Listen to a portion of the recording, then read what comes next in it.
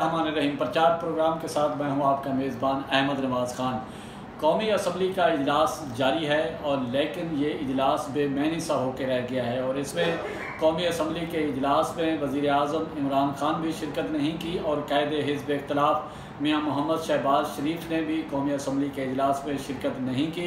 बिलावल भुट्टो ज़रदारी ने शिरकत की और उसने स्पीच भी की इस हवाले से। जब कायदे हिज़्ब इख्तिलाफ़ या कायदे ऐवान किसी भी ऐवान में नहीं आते तो वो ऐवान की असल में बेतौकीरी हो रही होती है। और कौमी असम्बली के इजलास में कोरोना वायरस पर ये खसूसी इजलास जो बुलाया गया है और इस हवाले से कोरोना वायरस की रोकथाम और इससे होने वाले जो नुकसानात हैं उसके हवाले से तजावीज़ अपोजिशन ने हुकूमत को देनी थी कि कौमी असम्बली उसको मुतफ़िका तौर पर तजावीज़ हुकूमत को रेफ़र करे ताकि हुकूमत उन तजावीज़ की रोशनी में वो पॉलिसी ठोस पॉलिसी अपनाए ताकि कोरोना को जो फैलने से है वो रोका जा सके और जो इससे होने वाला नुकसान है उस पर कैसे काबू पाया जा सके।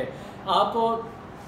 मालूम है जिस तरह पहले कौमी असम्बली की बल्कि पार्लिमानी खसूसी कमेटी का इजलास होता रहा जिसमें वज़ीर-ए-आज़म ने भी शिरकत की, कायदे हिज़्ब इख्तिलाफ़ ने भी शिरकत की और अपोजिशन ने इसरार किया बार बार कि कौमी असम्बली का इजलास बुलाया जाए और उसमें जो तमाम तर सूरत हाल है वो उसमें वज़ा की जाए और जो अपोजिशन उसमें तजावीज़ दे उसकी रोशनी में वो पॉलिसी हुकूमत उसको बनाए। लेकिन अब देख रहे हैं कि पार्लियामेंट हाउस सब कहते हैं, पार्लियामेंटेरियन कहते हैं कि सुप्रीम है।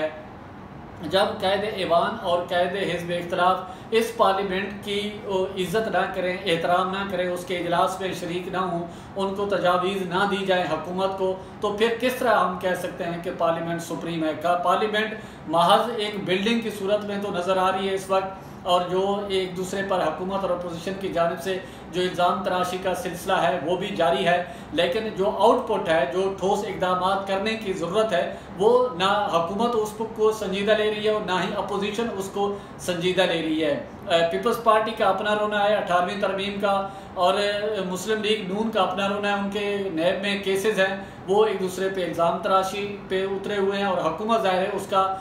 सवालन जवाबन और शिकवा जवाब शिकवा के तौर पर एक दूसरे के साथ लगे हुए हैं। अगर इसी तरह मामला चलने हैं तो फिर कौमी असम्बली के इजलास में, सेनेट के इजलास में और दीगर जो डेली के करोड़ों रुपए के अखराजात आ रहे हैं तो वो किस खाते में जाएंगे। कौम ये सवाल पूछने में हक बजानिब है कि पार्लियामेंटेरियन से, पार्लियामेंट हाउस से अगर वो अवामी मसले को एड्रेस नहीं कर सकती पार्लियामेंट हाउस तो फिर एक बिल्डिंग तो रह जाती है, फिर उस पार्लियामेंट की जो अफादियत है वो अपना मकाम जो है वो खो जाती है। फिर यही बात है कि पार्लियामेंट से बाहर कभी सदारती निज़ाम की बातें की जाती हैं तो कभी दूसरे सिस्टम के लाने की बातें की जाती हैं, कभी 18वीं तरमीम के ख़त्म होने की बातें की जाती हैं। तो ये सियासी जमातें जो हैं एक दूसरे पर इल्ज़ाम तराशी कर रहे हैं और ठोस इक़दाम करने के हवाले से, कोरोना वायरस की रोकथाम के हवाले से और जो इससे मुआशी नुकसान होता है और जो मुल्क और पूरी कौम एक बहरान का शिकार है उससे कैसे बाहर निकला जाए अभी तक ये किसी को ख्याल नहीं है। लेकिन अगर कल को कोई ऐसा कोई एडवेंचर होता है तो फिर सियासी जमातें, फिर जमहूरियत, फिर पार्लियामेंट, तो जब गरीब आवाम के मसाइल हल ना हों, अब इस पूरे कोरोना वायरस में इदारे फ्रंट फुट पे काम करते नज़र आए हैं, कोरोना के ख़िलाफ़ लड़ते नज़र आए हैं। हमारे जो कौमी हीरोज़ हैं, डॉक्टर्स हैं, पाक फ़ौज और दीगर इदारे हैं कानून नाफिज करने वाले, पुलिस है, इसके अलावा जो दीगर आईनी इदारे हैं, अदालतें हैं, वो फ्रंट फुट पे काम कर रही हैं और अदालतें एक दिन भी बंद नहीं हुई और उन्होंने अपना सिलसिला जारी रखा है। जब हम सियासतदान से कोई बात करते हैं, जब उनसे कोई बात आती है वो कहते हैं पार्लियामेंट सुप्रीम है, पता नहीं क्या सुप्रीम है, कोई नज़र नहीं आई इस हवाले से। और दूसरी तरफ आपको बताते चलें कि वज़ीर आला पंजाब उस्मान बुज़दार साहब ने आज FIA के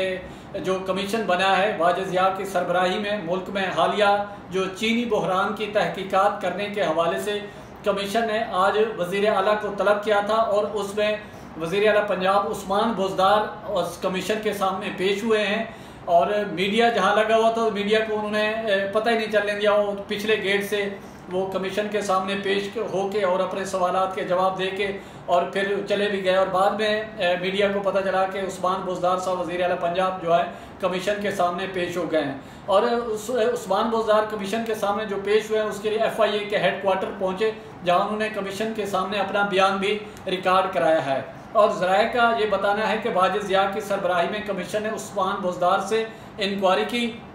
और ज़राए का ये भी दावा है कि वज़ीर आला पंजाब ने शुगर मिल्स को दी गई सब्सिडी के हवाले से के फैसले का पस मंज़र भी बताया और महकमा खुराक में अफसरान की तब्दीली के पस मंज़र से भी कमीशन को आगाह किया। वफाकी तहकीकाती एजेंसी FIA की तहकीकाती रिपोर्ट में इंकशाफ किया गया था कि चीनी में बहरान